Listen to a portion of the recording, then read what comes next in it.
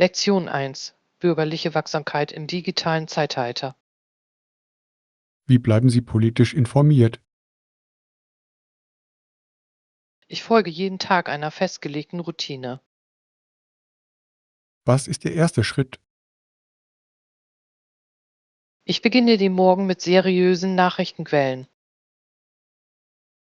Lesen Sie mehr als eine Quelle? Ich konsultiere stets mehrere unabhängige Quellen. Wie wählt man vertrauenswürdige Medien aus? Ich bevorzuge Organisationen mit klaren redaktionellen Standards. Beinhaltet Ihr Angebot auch internationale Abdeckung? Ja, globale Perspektiven helfen mir, weiterreichende Zusammenhänge zu erkennen. Was kommt nach dem Lesen der Schlagzeilen? Ich lese, wenn möglich, vollständige Artikel und Primärquellen. Überprüfen Sie Behauptungen, die Sie auffällig finden? Ich überprüfe die Fakten anhand von Primärquellen und Datenbanken. Welche Primärquellen verwenden Sie? Regierungsberichte, offizielle Stellungnahmen und Gesetzestexte. Nutzen Sie Organisationen zur Faktenprüfung? Häufig liefern sie detaillierte Belege und Kontextinformationen. Wie gehst du mit sozialen Medien um? Ich betrachte soziale Medien als Hinweisgeber, nicht als endgültige Informationsquelle. Folgen Sie Politikern auf sozialen Plattformen? Ich folge ihnen, um ihre Aussagen zu erfahren, aber ich überprüfe ihre Behauptungen. Wie kann man Echokammern im Internet vermeiden? Ich verfolge bewusst unterschiedliche Standpunkte und Kritiken. Konsumieren Sie ausführliche Analysen? Ich lese regelmäßig ausführliche Artikel und Strategiepapiere. Wie trägt das zu Ihrem Verständnis bei? Es liefert Kontext, Geschichte und mögliche Konsequenzen. Hören Sie Podcasts oder nehmen Sie an Vorträgen teil? Ich höre mir Experteninterviews und akademische Vorträge an. Machst du dir Notizen, während du zuhörst? Ich mache mir kurze Notizen und notiere Quellen zur späteren Durchsicht. Wie bewertet man verzerrte Informationen?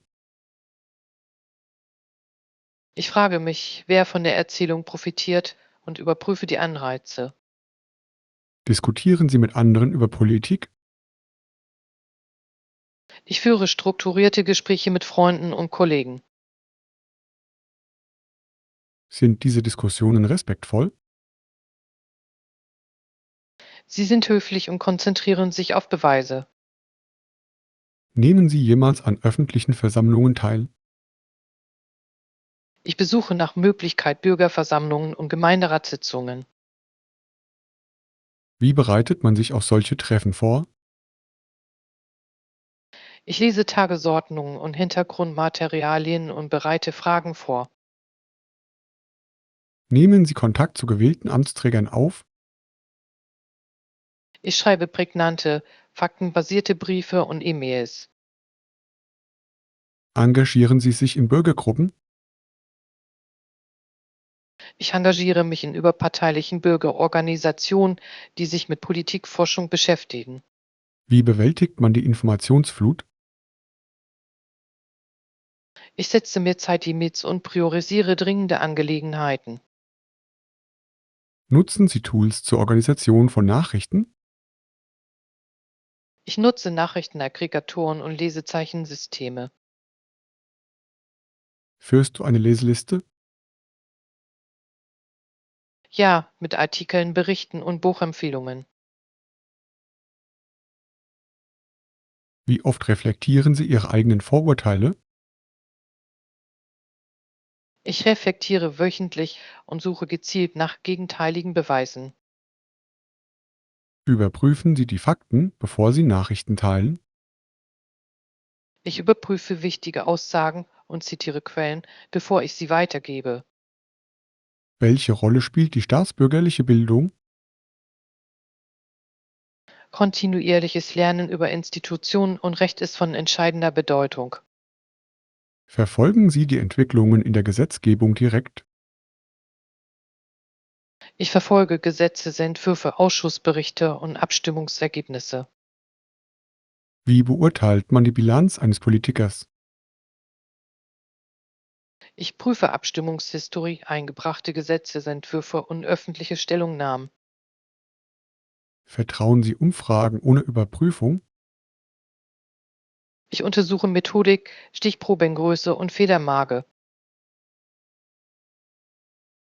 Wie geht man mit aufsehenerregenden oder emotionalen Geschichten um? Ich überlege mir alles genau und suche nach Bestätigung, bevor ich reagiere. Nutzen Sie visuelle Daten bei der Entscheidungsfindung? Ich analysiere Diagramme und Datensätze, um Muster und Trends zu erkennen. Wie überprüft man die Glaubwürdigkeit von Datenquellen? Ich bevorzuge akademische Institutionen und offizielle Statistiken. Tauschen Sie sich mit akademischen Experten aus? Ich lese Fachartikel und verfolge Wissenschaftler. Wie bleiben Sie motiviert, informiert zu bleiben? Ich konzentriere mich auf die staatsbürgerliche Pflicht und die langfristigen Folgen. Bieten Sie anderen Mentoring im Bereich politische Bildung an? Ich bringe Freunden und Schülern bei, wie man Informationen bewertet.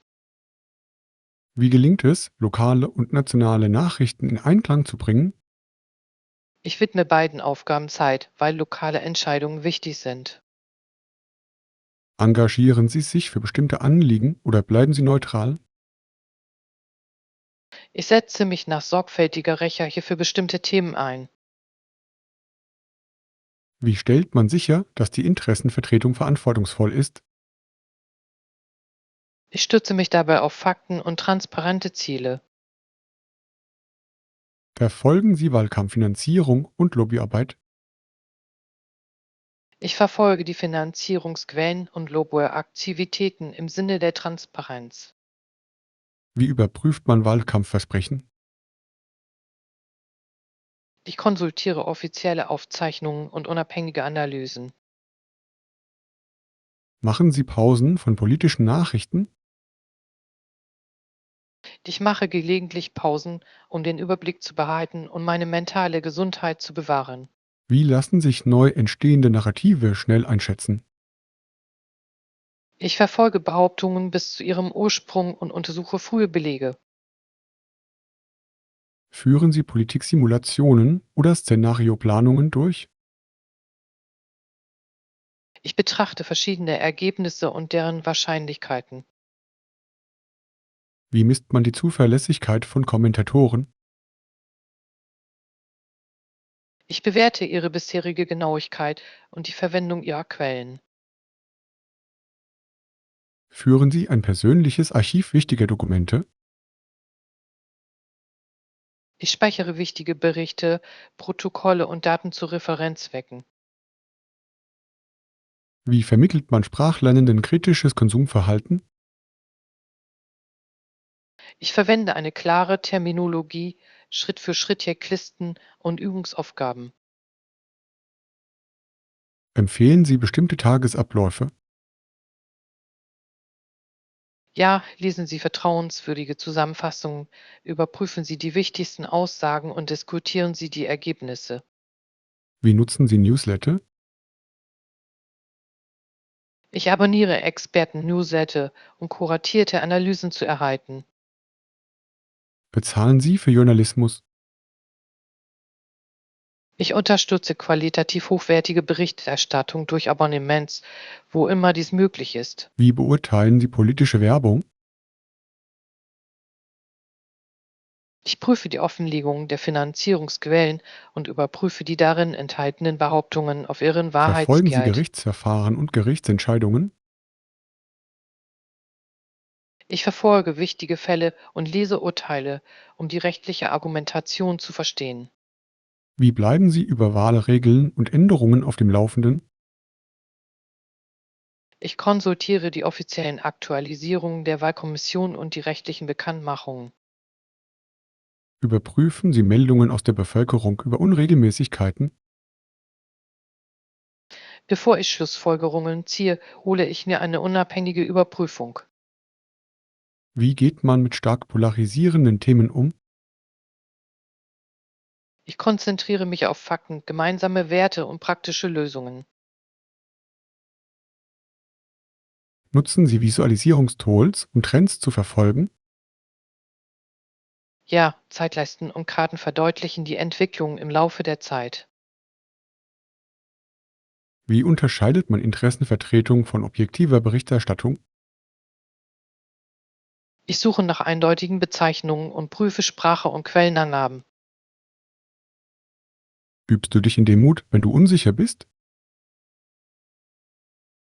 Ich räume Unsicherheit ein und vermeide feste Urteile ohne Beweise. Wie halten Sie Ihr staatsbürgerliches Wissen auf dem neuesten Stand? Ich besuche regelmäßig Kurse und nehme an Expertenvorträgen teil. Welchen Rat geben Sie Einsteigern in die Welt der politischen Nachrichten? Beginnen Sie mit den Grundlagen, lernen Sie die institutionellen Strukturen kennen und überprüfen Sie alles. Wie geht man mit Fehlinformationen von vertrauten Bekannten um? Ich gehe behutsam vor, lege Beweise vor und fordere zur Überprüfung auf. Engagieren Sie sich in Gemeinschaftsworkshops? Ich leite Workshops zu Medienkompetenz und bürgerschaftlichen Prozessen. Wie beurteilen Sie die ethischen Dimensionen politischer Entscheidungen? Ich bewerte die Auswirkungen auf Rechte, Gerechtigkeit und das langfristige Gemeinwohl. Nutzen Sie Zeitleisten, um die Politikentwicklung zu verstehen? Zeitleisten helfen dabei, Ursache und Wirkung verschiedener Ereignisse nachzuvollziehen. Wie filtert man dringende Warnmeldungen von irrelevanten Informationen? Ich lege Wert auf offizielle Stellungnahmen und verifizierte Berichte. Verfolgen Sie internationale Gesetze und Verträge? Bei globalen Fragestellungen lese ich Vertragstexte und Expertenkommentare. Wie beurteilen Sie die Glaubwürdigkeit neuer Kommentatoren? Ich überprüfe Referenzen, bisherige Leistungen und die Transparenz von Verbindungen. Engagieren Sie sich in der Wähleraufklärung? Ich biete mich freiwillig an, um Abläufe und die Positionen der Kandidaten zu erläutern.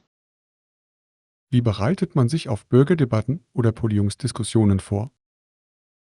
Ich sammle Beweise, antizipiere Gegenargumente und zitiere Quellen.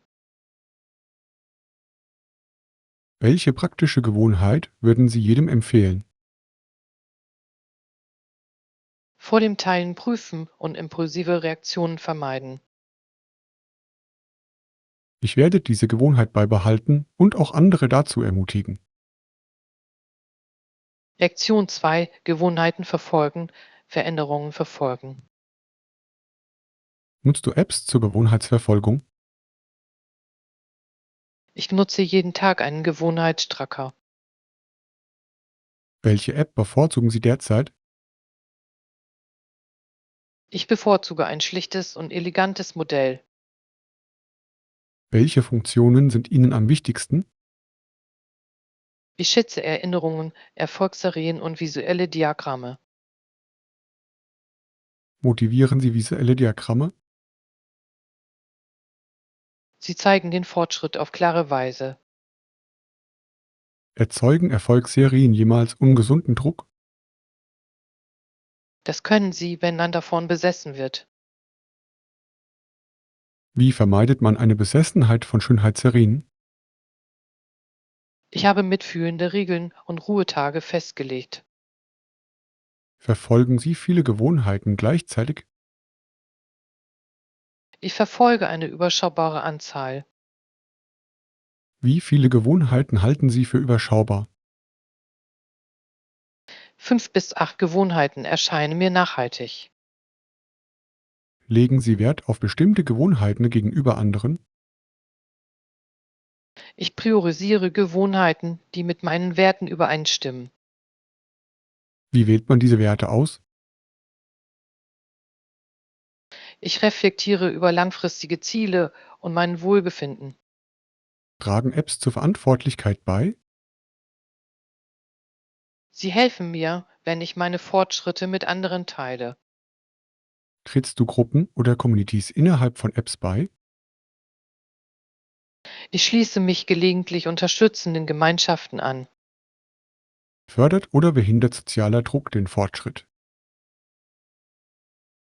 Es kann helfen, indem es Ermutigung bietet. Könnte es auch Vergleiche und Schamgefühle hervorrufen? Das könnte sein, deshalb wähle ich sichere Gruppen. Bevorzugst du kostenlose oder kostenpflichtige Apps zur Gewohnheitsentwicklung? Ich habe beides genutzt und schätze die kostenpflichtigen Funktionen aufgrund ihres Funktionsumfangs. Welche kostenpflichtigen Funktionen lohnen ihren Preis? Erweiterte Analysefunktionen und individuell anpassbare Erinnerungen sind nützlich. Dokumentieren Sie Ihre Gewohnheiten im Zusammenhang mit dem Sprachenlernen? Ja, tägliches Vokabeltraining und Hörverständnisübungen. Helfen Timer und Pomodoro-Techniken Ihnen beim Lernen? Sie strukturieren meine Sitzungen und steigern die Produktivität.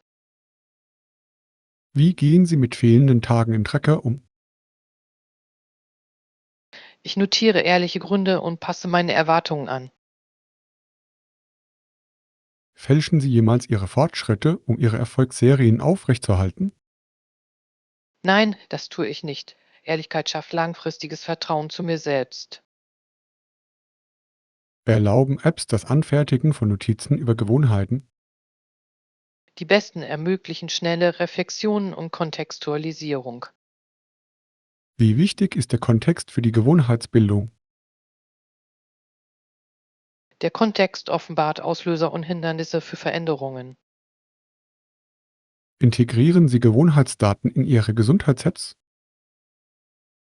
Ich versuche, Schritte, Schlaf und Stimmung miteinander zu verknüpfen, wann immer es möglich ist. Lassen sich aus diesen integrierten Daten Muster erkennen?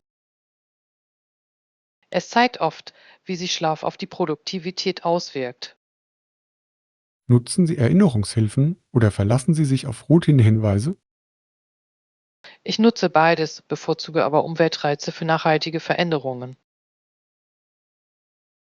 Können Sie ein Beispiel für einen Umweltreiz nennen? Wenn ich Bücher neben mein Bett stelle, werde ich automatisch abends gelesen. Nutzen Sie Gamifizierungen für Gewohnheiten, um die Beteiligung zu steigern? Ich nutze Punkte und kleine Belohnungen, um motiviert zu bleiben.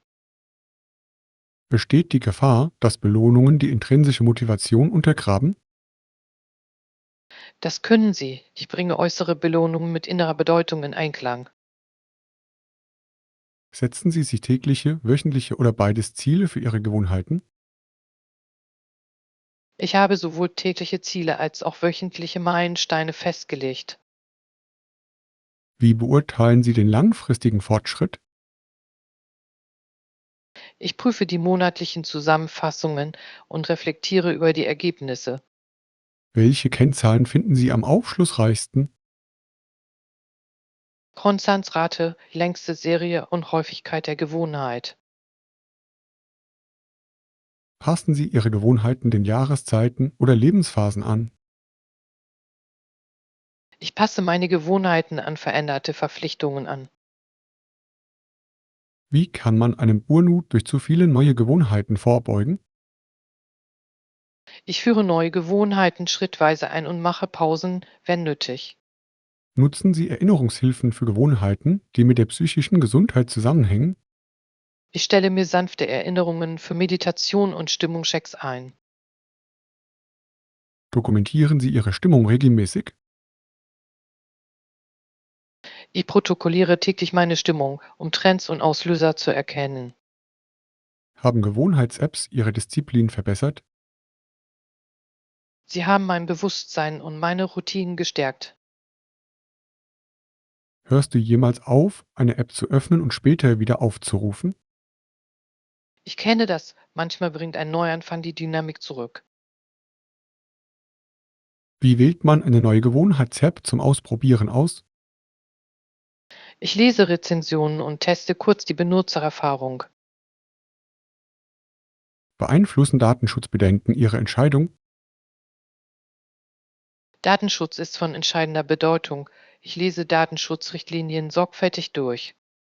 Sind Sie skeptisch gegenüber Apps, die persönliche Daten verkaufen?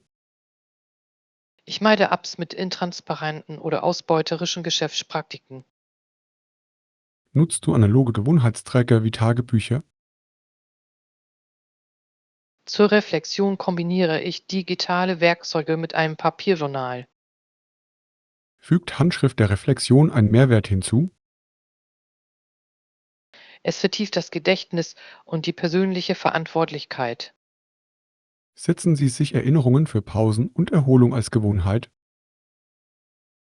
Ja, denn Genesung unterstützt nachhaltigen Fortschritt. Wie feiert man Meilensteine bei der Etablierung neuer Gewohnheiten? Ich feiere mit einfachen Ritualen und kleinen Leckereien. Empfehlen Sie, Meilensteine öffentlich zu teilen? Bitte nur mit unterstützenden Gemeinschaften gezielt teilen. Werden Sie jemals durch Benachrichtigungen von Apps abgelenkt? Zu viele Benachrichtigungen können störend wirken. Wie bewältigt man die Flut an Benachrichtigungen? Ich passe die Einstellungen an und schalte nicht notwendige Benachrichtigungen stumm. Nutzen Sie Vorlagen für Gewohnheiten, um gängige Ziele zu erreichen? Vorlagen sparen Zeit und bieten Anfängern eine Struktur. Bringen Sie Ihren Lernenden bei, Smart-Gewohnheiten zu entwickeln? Ich befürworte konkrete, messbare, erreichbare, relevante und zeitgebundene Ziele. Ist das Smart Framework immer anwendbar? Es ist nützlich, aber für kreative Arbeitsweisen manchmal zu starr. Wie gehen Sie mit Rückschlägen bei der Gewohnheitsbildung um? Ich analysiere Ursachen und erstelle Notfallpläne. Verzeihst du dir selbst versonnte Tage? Selbstmitgefühl ist für die Beharrlichkeit unerlässlich. Empfehlen Sie das Kombinieren von Gewohnheiten? Ja, um Erfolg zu haben, muss man eine Neugewohnheit in eine bestehende Routine einbauen. Können Sie ein Beispiel für das Stapeln von Gewohnheiten nennen? Meditiere nach dem Zähneputzen am Morgen. Erfassen Sie langfristige Veränderungen des Lebensstils oder nur alltägliche Aufgaben? Ich verfolge sowohl kleine Gewohnheiten als auch große Lebensstilziele. Wie gelingt der Übergang von kleinen Erfolgen zu grundlegenden Veränderungen? Kontinuität anstreben und Ziele vierteljährlich neu bewerten. Teilen Sie Ihre Gewohnheitsdaten mit einem Coach? Gelegentlich, um Rechenschaft abzulegen und Experten für Bug einzuholen. Helfen Coaches bei der Interpretation von Gewohnheitsanalysen? Sie helfen dabei, Daten in sinnvolle Anpassungen umzusetzen. Haben Sie schon einmal mit der Anonymität von Gewohnheiten experimentiert, um Ehrlichkeit zu fördern? Ich habe die Protokolle privat geführt, um Leistungsdruck zu vermeiden. Glauben Sie, dass Gewohnheits-Apps die Gesellschaft sinnvoll verändern können? Das können Sie, indem Sie das kollektive Wohlbefinden und die Produktivität fördern. Gibt es kontroverse Aspekte bei der Gewohnheitsverfolgung? Ja, Überwachung, Kommerzialisierung und der Druck, das Leben zu optimieren. Wie reagieren Sie auf Kritik an Überoptimierung?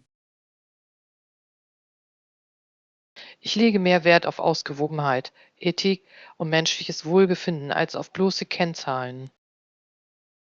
Planen Sie, Gewohnheitstracking-Apps auch langfristig zu nutzen?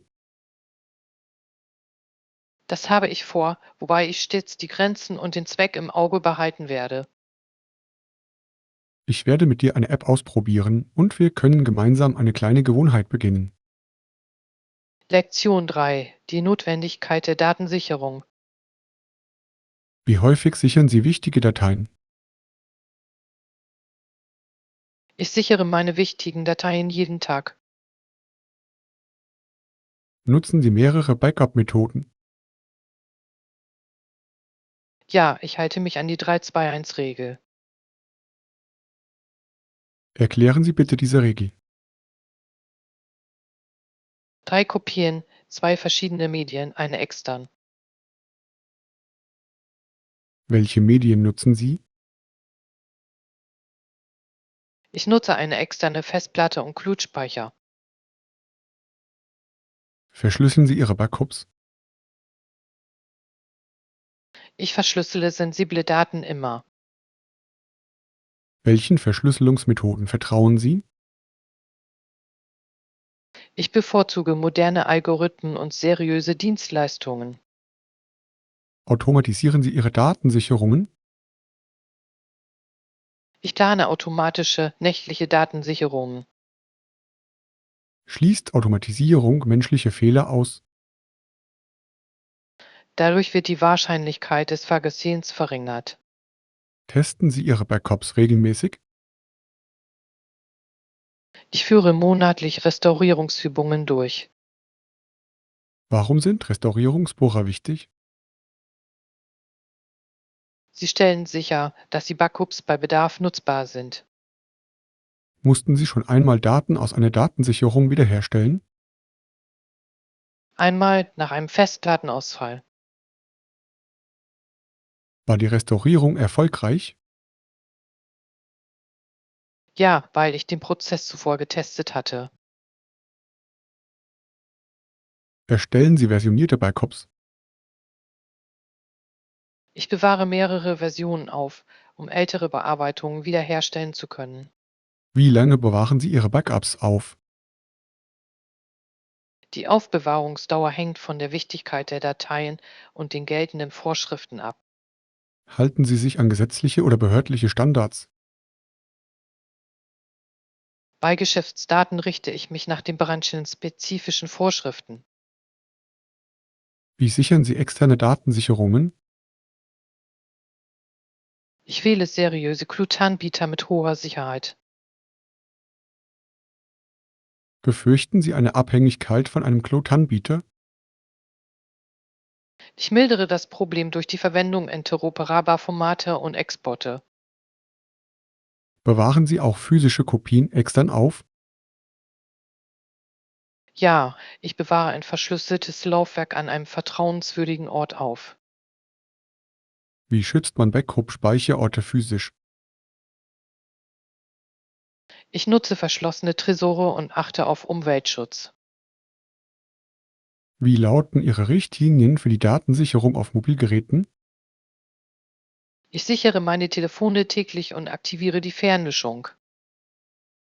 Sichern Sie Anwendungsdaten und Einstellungen? Ich sichere auch Konfigurationsdateien und Datenbanken. Wie verwalten Sie Backups für kollaborative Projekte? Wir nutzen gemeinsam genutzte Cloud-Laufwerke mit Versionskontrolle. Schulen Sie Ihre Teammitglieder in Bezug auf Backup-Protokolle? Ich biete regelmäßige Schulungen und eine übersichtliche Dokumentation an. Wie gehen Sie mit Verschlüsselungsschlüsseln um?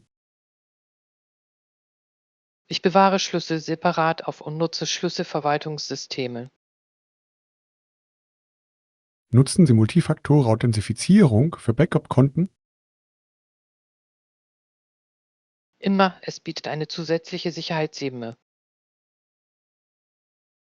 Überwachen Sie Backup-Aufträge auf Fehler?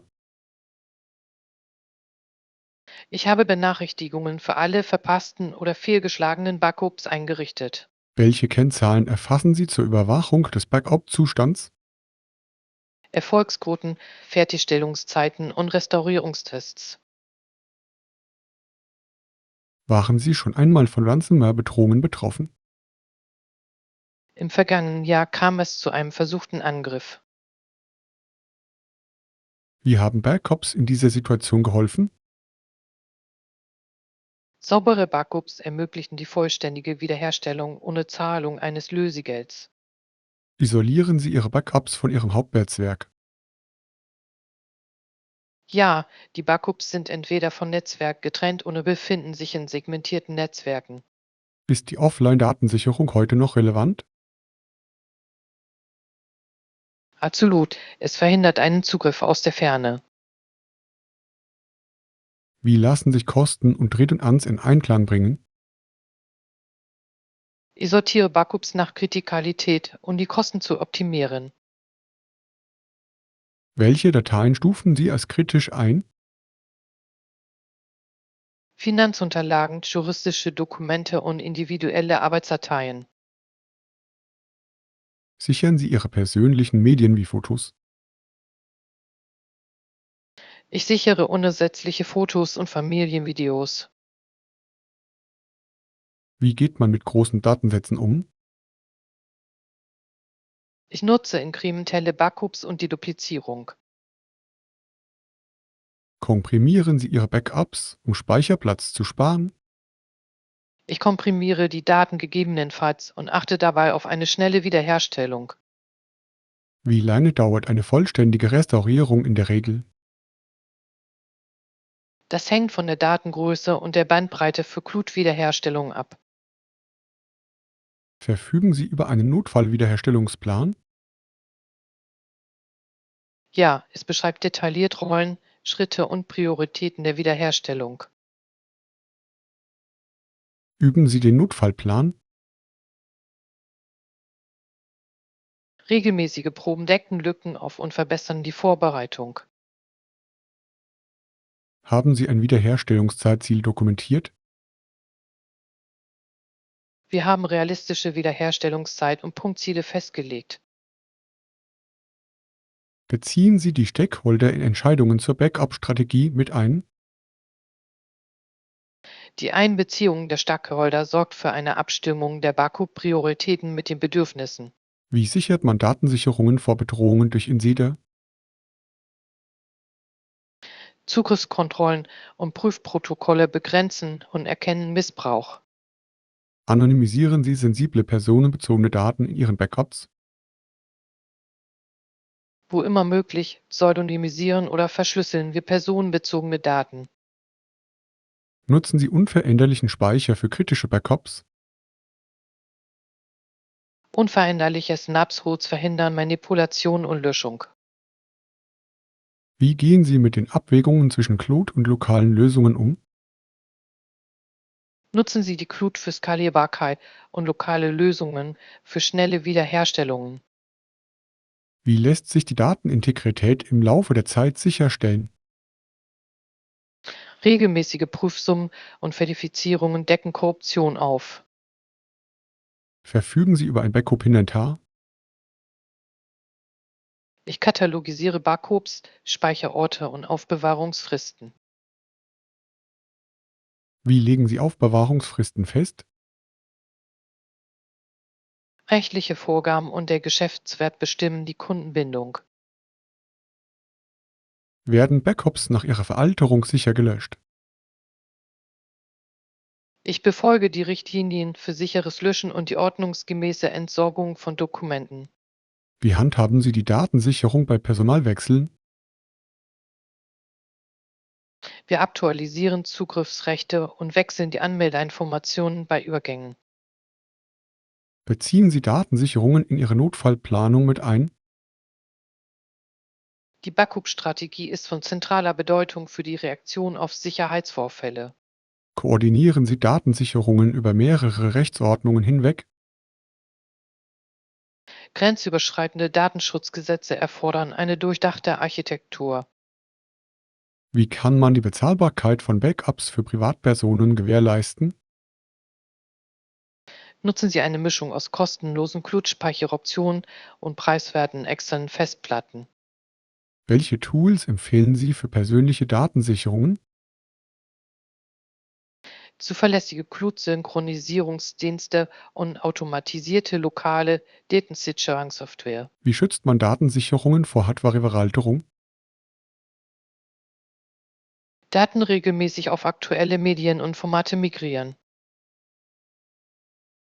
Archivieren Sie wirklich historische Daten anders? Archive nutzen Langzeitspeicherung mit klaren Metadaten. Wie kann man verhindern, dass versehentliche Löschungen auch in Backups fortgeführt werden? Verwenden Sie versionierte Backups und Aufbewahrungsfenster, um gelöschte Elemente wiederherzustellen. Wie vermittelt man Lernenden die Wichtigkeit von Datensicherung? Ich präsentiere reale Fälle von Datenverlust und erfolgreicher Datenwiederherstellung. Welche letzte Gewohnheit würden Sie empfehlen? Erstellen Sie automatische Backups, testen Sie die Wiederherstellung und überprüfen Sie die Richtlinien regelmäßig. Ich werde tägliche automatische Datensicherungen und monatliche Wiederherstellungsübungen implementieren.